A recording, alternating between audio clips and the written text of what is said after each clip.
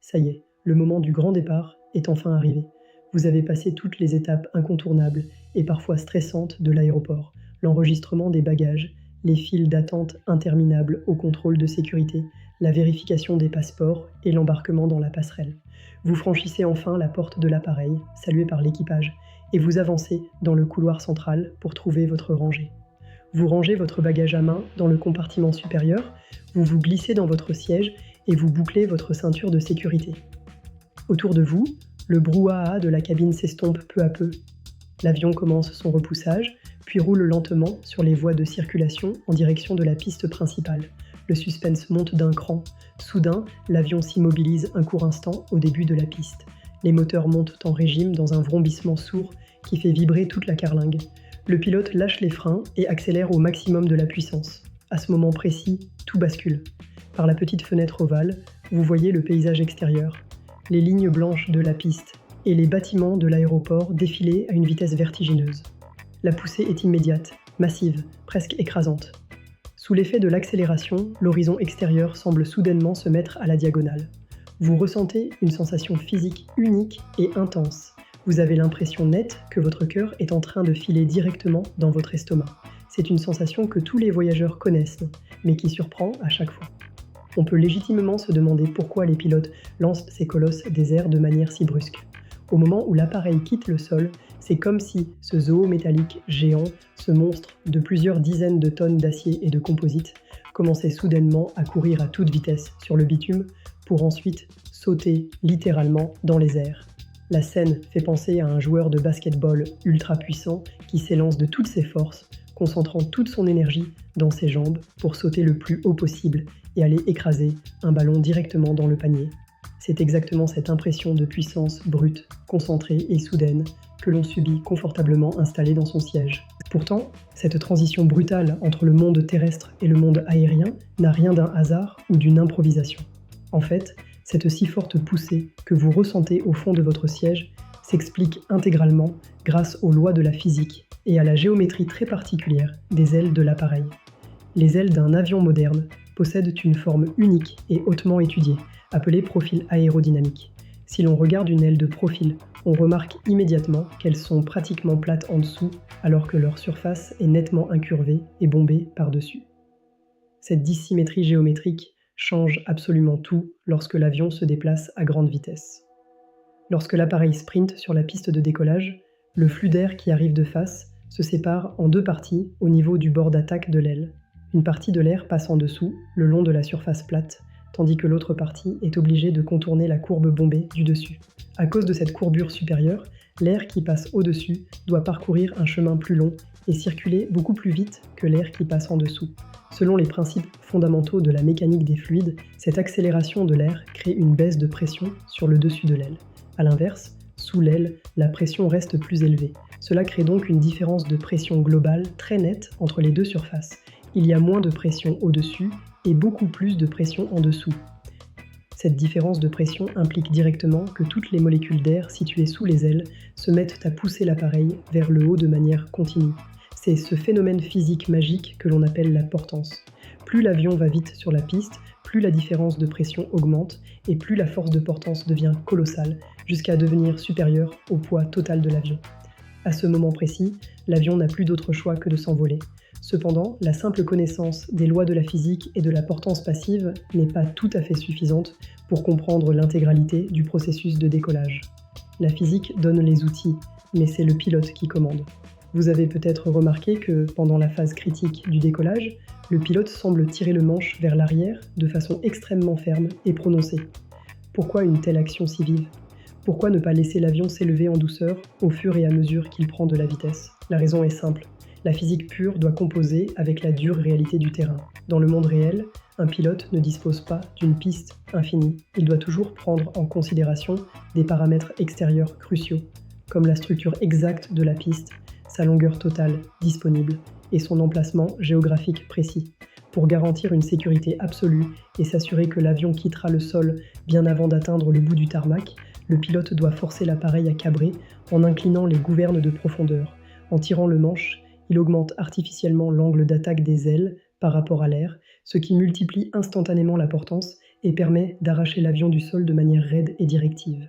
Si vous trouvez que votre décollage habituel dans votre aéroport régional ou international est déjà trop raide ou impressionnant, sachez que ce n'est absolument rien à côté de ce qui se passe dans certaines régions du globe.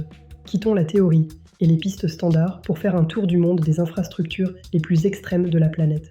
Notre premier arrêt nous emmène directement dans la mer des Caraïbes, sur l'île de Saint-Martin, pour découvrir le célèbre aéroport international Princess Juliana. Pour bien comprendre la situation unique de cet endroit, oubliez un instant la cabine de l'avion et imaginez que vous êtes un touriste en vacances, tranquillement installé sur la plage de Maho Beach qui jouxte directement l'infrastructure. Votre petite escapade paradisiaque dans les Caraïbes ressemble à un véritable rêve éveillé. Vous êtes allongé sur un magnifique sable blanc et chaud, le soleil brille et vous êtes en train de siroter un verre de limonade fraîche ou une autre boisson délicieuse. Vous fermez les yeux, bercé par le bruit régulier des vagues, et vous respirez à plein poumon cet air marin frais et iodé. C'est la relaxation totale. Quand soudain, un vrombissement assourdissant vous tire de votre torpeur. Vos yeux s'ouvrent en grand pour faire face à un spectacle totalement irréel. Un avion de ligne massif, un Boeing ou un Airbus transportant des centaines de passagers passe absolument juste au-dessus de votre tête, à seulement quelques dizaines de mètres de hauteur. L'appareil est si bas et si proche que vous avez l'illusion visuelle parfaite que vous pourriez tendre les bras, atteindre la carlingue et la toucher de vos propres mains. Mais le spectacle visuel s'accompagne d'un phénomène physique violent. Le souffle provoqué par la puissance des réacteurs de l'avion est si fort qu'il emporte absolument tout sur son passage. Ce flux d'air thermique ultra puissant soulève des tempêtes de sable, déplace les serviettes de plage, fait s'envoler les casquettes et envoie directement ce qui reste de votre boisson fraîche sur vos genoux. Ce n'est pas une fiction. La piste de cet aéroport commence à seulement 100 mètres de la bande de sable de la plage. Les touristes et les avions ne sont séparés que par une simple barrière métallique et une route à double sens. C'est une distance minuscule que l'on peut parcourir en à peine 1 minute à pied. Si l'atterrissage des avions au ras des serviettes est spectaculaire, imaginez maintenant ce qui se passe dans la tête du pilote qui doit décoller depuis cette même piste de l'aéroport Princess Juliana. Face à lui, se dressent des collines et des reliefs topographiques importants situés juste après l'autre extrémité de la piste. Le pilote n'a pas le droit à l'erreur. Dès que l'avion quitte le sol, il doit immédiatement redresser le nez de l'appareil de manière extrêmement agressive et faire monter l'avion en flèche. Il doit vite redresser son ventre pour franchir les obstacles terrestres. Sinon, il finirait par gâcher le plaisir de tout le monde à la plage et mettrait la sécurité du vol en grand danger. Nous restons dans la magnifique région des Caraïbes et déplaçons-nous de quelques kilomètres vers une autre île néerlandaise, l'île de Saba. Cet endroit abrite l'aéroport Hwansho et Irauskin, une infrastructure qui pousse le concept de piste d'atterrissage dans ses retranchements les plus absolus, là où l'espace disponible est plus que restreint. De nombreux experts et passionnés d'aviation affirment avec certitude que la piste de Saba est tout simplement la plus courte du monde pour l'aviation commerciale. Pour vous donner une idée précise de la situation, la piste de cet aéroport mesure à peine 400 mètres de long. Cela représente environ 1/7 de la longueur de la plupart des pistes commerciales standards que l'on trouve dans les grands aéroports internationaux à travers le monde. C'est une distance ridiculement petite pour immobiliser ou lancer un appareil, même de taille modeste. L'environnement géographique direct de l'aéroport n'arrange en rien la tâche des équipages, bien au contraire. D'un côté de la piste, vous faites face à de hautes montagnes rocheuses abruptes qui bloquent complètement l'espace aérien. De l'autre côté, ainsi qu'aux deux extrémités exactes de la piste, il n'y a que le vide-vide. La mer s'étend à perte de vue et la piste se termine brusquement par des falaises verticales qui plongent directement dans les eaux de l'océan. Pour les pilotes qui opèrent sur cette liaison, chaque vol est un exercice de haute précision qui demande une concentration absolue. À l'atterrissage comme au décollage, le droit à l'approximation est égal à 0. Si le pilote calcule mal sa distance de freinage à l'arrivée, ou s'il manque de puissance au moment de s'élancer pour s'envoler, le risque réel et immédiat est de dépasser les limites de la piste en bitume et de faire un plongeon direct et catastrophique dans la mer en contrebas. Les décollages y sont donc par définition brutaux, les pilotes bloquent les freins, poussent les moteurs à leur puissance maximale absolue pour accumuler un maximum d'énergie cinétique, puis lâchent tout d'un coup pour être littéralement catapultés dans les airs avant d'atteindre le précipice. Mais si vous pensez que les îles tropicales détiennent le monopole des décollages terrifiants et verticaux, détrompez-vous. La situation pouvait être encore bien pire et bien plus complexe à l'ancien aéroport international Mariscal Sucre, qui desservait la ville de Quito, la capitale de l'Équateur. Cet aéroport, aujourd'hui fermé et remplacé par une structure plus moderne et isolée, est resté gravé dans les mémoires de l'aviation comme l'un des lieux les plus redoutables au monde. La première particularité de l'ancien aéroport de Quito résidait dans son altitude hors du commun. La ville est située à plus de 2800 mètres d'altitude, nichée au cœur de la cordillère des Andes. Pour couronner le tout, les pistes de l'aéroport étaient littéralement encerclées par une série de volcans en activité, dont le célèbre volcan Pichincha. Imaginez un instant le décor si vous étiez assis côté hublot. Vous regardez par la fenêtre pendant les phases de vol et vous pourriez presque imaginer voir jaillir de la lave en fusion et des panaches de cendres de chaque côté de votre avion. Heureusement, dans la réalité historique de l'aéroport, une telle éruption simultanée n'est jamais arrivée pendant un vol et nous allons plutôt garder ce genre d'idées spectaculaires pour les scénarios de films au cinéma. Pourtant, même sans lave active, la réalité physique de cet aéroport était un véritable cauchemar pour l'aviation. Les atterrissages y étaient extrêmement difficiles, sinueux et turbulents, mettant à rude épreuve les nerfs et les compétences des pilotes les plus expérimentés de la planète. Et les décollages n'étaient pas en reste. Ils étaient obligatoirement très raides et particulièrement brutaux. Pourquoi une telle difficulté au décollage dans cette région ? La réponse se trouve à nouveau dans la physique, et plus précisément dans les caractéristiques de l'atmosphère en altitude. À plus de 2800 mètres au-dessus du niveau de la mer, la pression atmosphérique est beaucoup plus basse et l'air est tellement plus mince, plus rare et moins dense que dans les plaines. Comme l'air est moins dense, il y a beaucoup moins de molécules d'air disponibles pour s'engouffrer sous et sur les ailes de l'avion. Par conséquent, la force de portance naturelle est drastiquement réduite. Même en tirant le manche vers l'arrière de toutes ses forces, l'avion ne parvenait pas à gagner assez de hauteur de manière rapide et fluide.